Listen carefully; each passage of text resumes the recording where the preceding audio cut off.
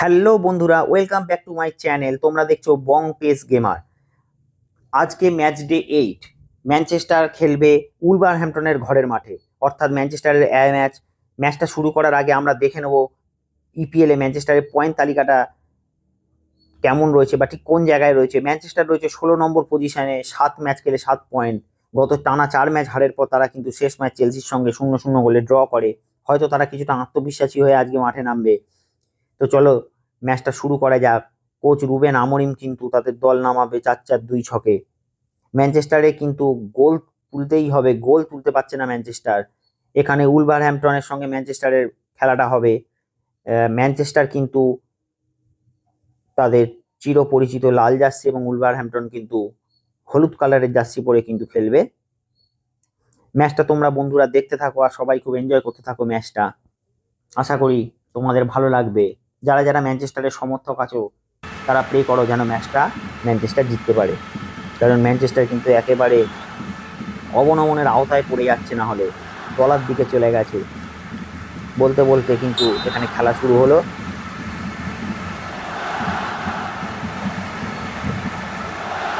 বল পেয়ে গেছে মার্শাল, সেখান থেকে জোয়াও গোমেজ বলতে বলতে কিন্তু ভালো বল, কিন্তু ভালো জায়গায় বক্সের মধ্যে ঢুকে গেছে এবং শট রেখেছে, কিন্তু এখানে খুব সম্ভবত হ্যারি ম্যাগুয়ারের পায়ে রেখে বলটা কিন্তু ডিফ্লেক্ট হয়ে বাইরে চলে গেল। ভালো জায়গায় সুযোগ পেয়ে গেছিল কিন্তু উলভারহ্যাম্পটন খেলার একদম প্রথমেই। কর্নার নিচ্ছে উলভারহ্যাম্পটনের খেলোয়াড় ম্যাথিউস কুনহা।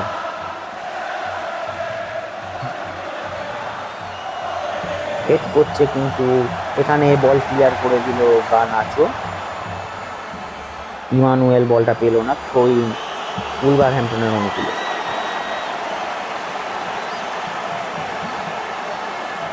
উলভারহ্যাম্পটন কিন্তু ছোট ছোট পাশে খেলছে। ম্যাথিউস কুনহা ভালো বল বাড়িয়ে দিয়েছে কিন্তু লারসেনের উদ্দেশ্যে। কুনহা সেখান থেকে খুব সুন্দর বল, লারসেন হেড, এবং কিন্তু এখানে বল পোস্টে লাগলো, কিন্তু তার আগে সহকারী রেফারি পতাকা উত্তোলন করেছে। অফসাইডের বিধিভঙ্গ হয়েছে এখানে। হ্যাঁ, অনেকটাই অফসাইড ছিল লারসেন, কিন্তু ম্যানচেস্টারের ডিফেন্স কিন্তু এই চিপ বলটাই কিন্তু পুরোপুরি বোকা বেনে যায়। আন্দ্রে ওনানা, প্যাট্রিক দোরগু, সেখান থেকে আলেকজান্ডার গার্নাচো, ব্রুনো ফার্নান্ডেজ দেখছে কাকে দেওয়া যায়, কিন্তু ওখানে জমা পড়ে গেল। মার্শাল বল পেয়ে গেছে, নওশাদ নিষ্পাস করে ফেললো। এখানে কিন্তু বল কিন্তু শট নিয়েছে এবং গোলকিপারের দুরন্ত সেভ। শট নিয়েছিল কিন্তু সেই ম্যাথিউস কুনহা, এখানে একটা গড়ানো শট। গোলকিপার কোনো মতে বলটা কর্নারের বিনিময়ে কিন্তু বাঁচিয়ে দিয়েছে। ভালো গোলকিপিং বলতেই হবে ওনার। যথেষ্ট চাপ রেখেছে কিন্তু উলভারহ্যাম্পটন। সেন্টার করেছে এবং গোলকিপার ওনানা ভালো কালেকশন। প্যাট্রিক দোরগু, সেখান থেকে জিগজি উঠছে বল নিয়ে, সামনে অনেকটা ফাঁকা জায়গা। জিগজি উঠছে বল নিয়ে, অনেকটা ফাঁকা জায়গা, কিন্তু বলটা জমা পড়ে গেল। জিগজি বলটা ছাড়া উচিত ছিল হয়লিংকে আগেই। জোয়াও গোমেজ বল পেয়ে গেছে 1:1, এখানে শট রেখেছে, বল চলে গেল জালের মধ্যে। এগিয়ে গেল উলভারহ্যাম্পটন ঠান্ডা মাথায়, দেখে শুনে গোলকিপারের বাঁ দিক থেকে বলটা জালে জড়িয়ে দিল।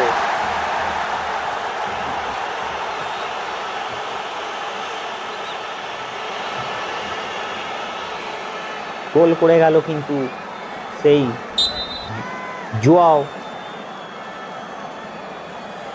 24 মিনিটের মাথায় এগিয়ে গেল কিন্তু উলভারহ্যাম্পটন তাদের ঘরের মাঠে। এখানে ব্রুনো ফার্নান্ডেজের পায়ে লেগেই কিন্তু বলটা বাইরে চলে গেল এবং থ্রোইং। নেলসন সেমেডো থ্রো করছে, ম্যাট ডোহার্টি।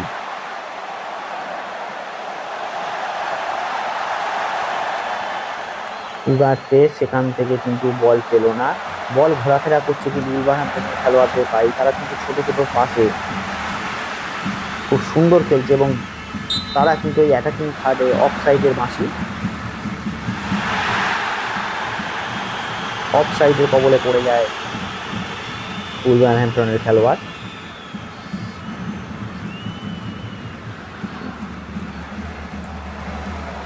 রুবেন আমরিমকে কিন্তু দলে বেশ কিছু পরিবর্তন আনতে হবে, কারণ বেশ কিছু খেলোয়াড় কিন্তু জয়ের মানসিকতাতেই নেই। তারা খেলা দেখে বোঝা যাচ্ছে তারা প্রচুর মিসপাস করছে।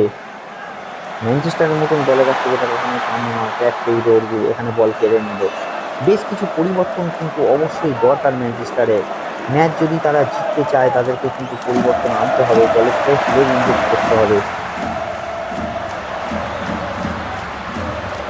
কারণ বেশ কিছু খেলোয়াড় কিন্তু মানসিকভাবে অনেকটাই ভেঙে পড়েছে, কারণ তারা টানা জয় পাচ্ছে না।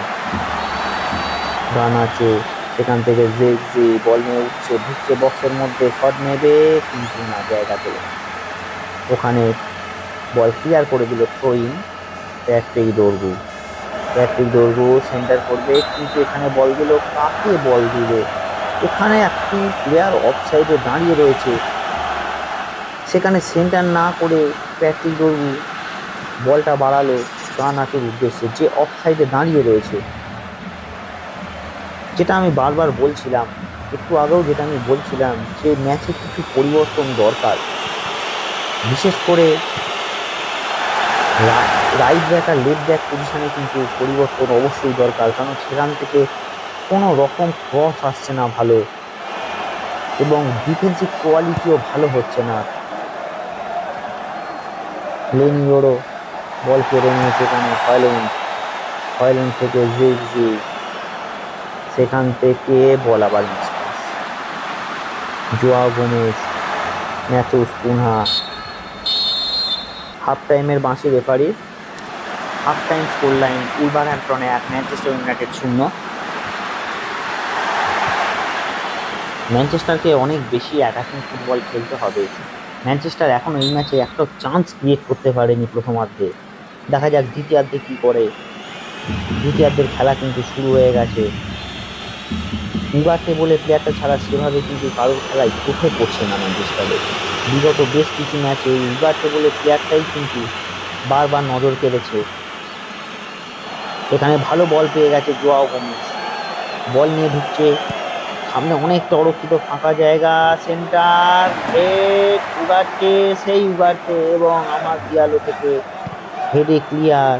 নওশাদ উঠছে, বা সামনে অনেকটা ফাঁকা জায়গা, মিস পাস করে দিল নওশাদ। যে কথাটা আমি বারবার বলছিলাম, রাইট ব্যাক এবং লেফট ব্যাক এই দুটো পজিশনে কিন্তু ম্যানচেস্টারকে ভাবতে হবে যে তারা কোন প্লেয়ারকে খেলাবে। বল পেয়ে গেছে হয়ল্যান্ড, সেন্টার হেড করবে না, কিন্তু এখানে গানাচো বল পেয়েছে, শট কিন্তু অনেক বাইরে চলে গেল উপর দিয়ে। 58 মিনিটে স্কোর লাইন 1-0 উলভারহ্যাম্পটনের অনুকূলে। হ্যারি ম্যাগুয়ার হেড করেছে ব্রুনো ফার্নান্ডেজও কিন্তু সম্পূর্ণ ফিট বলে মনে হচ্ছে না,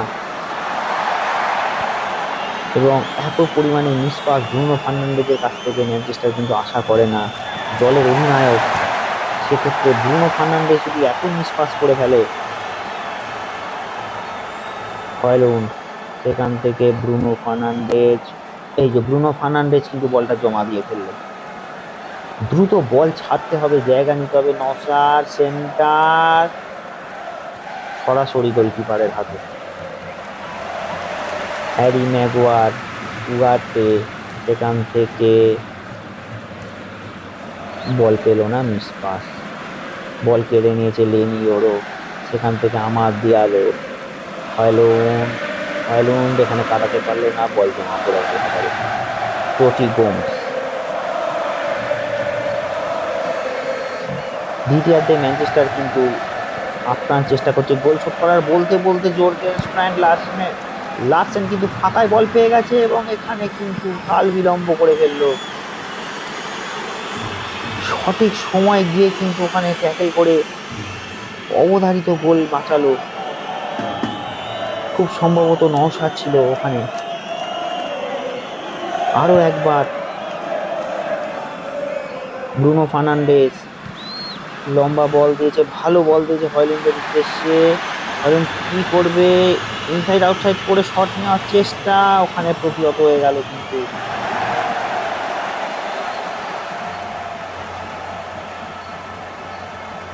ম্যানচেস্টারে কিন্তু স্ট্রাইকাররা গোলের মধ্যে নেই। নেলসন সেমেডো ডান দিকের উইং থেকে অনেকটা ফাঁকা জায়গা পেয়ে গেছে, সেন্টার করেছে মার্শালের উদ্দেশ্যে এবং বল থাকলো পোস্টে এবং ফিফটি বল জালে জড়িয়ে চলে গেল সেই 10 নম্বর জার্সিধারী খেলোয়াড় ম্যাথিউস কুনহা। 2-0 বলে এগিয়ে গেল উলভারহ্যাম্পটন 88 মিনিটে। ডিফেন্সের দোষ, মানে যত ডিফেন্স নিয়ে কম বলা যায় ততই ভালো। পিছন থেকে একজন প্লেয়ার এসে আনমার্ক শট নিয়ে যাচ্ছে, কেউ তাকে মার্ক করলো না, বল লাগলো পোস্ট এবং ফিফটি বল ফাঁকায় জালে জড়িয়ে দিয়ে গেল ম্যাথিউস কুনহা। 89 মিনিটে খেলার ফলাফল 2-0, উলভারহ্যাম্পটন 2, ম্যানচেস্টার ইউনাইটেড 0। বলতে বলতে রেফারি লম্বা মাসি, খেলা শেষ। Full time score line Wolverhampton 2, Manchester United 0। উল্লসিত উলভারহ্যাম্পটনের খেলোয়াড়েরা, সদস্য সমর্থকেরা। ম্যানচেস্টারের মতো দলের বিরুদ্ধে তারা যথেষ্ট পজিশন নিয়ে তারা খেলেছে এবং 2-0 গোলে তারা জয় তুলে নিল। আমরা একটু দেখে নেব একটু লিগ টেবিলটা। ম্যানচেস্টার ইউনাইটেড কিন্তু এই ম্যাচের আগে মনে হয় 16 নম্বর পজিশনে ছিল।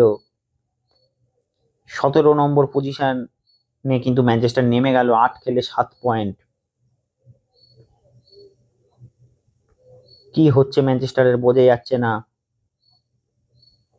পরবর্তী ম্যাচ কিন্তু তাদের জন্য অত্যন্ত কঠিন। লিভারপুলের সঙ্গে ম্যাচ ডে 9 দেখা হবে, যদিও ম্যানচেস্টার খেলবে তাদের ঘরের মাঠে ওল্ড ট্র্যাফোর্ডে। কঠিন প্রতিপক্ষ লিভারপুল। আশা করি আজকের ভিডিওটা তোমাদের ভালো লেগেছে। ভিডিও ভালো লাগলে লাইক করো, কমেন্ট করো। আর প্রতিবারের মতন এই কথাটা আবারও বলবো, দেখা হবে আবার পরের ভিডিওতে। ততক্ষণ সবাই ভালো থাকবে, সুস্থ থাকবে, বং পেস গেমার চ্যানেলের ভিডিও নিয়মিত দেখতে থাকবে।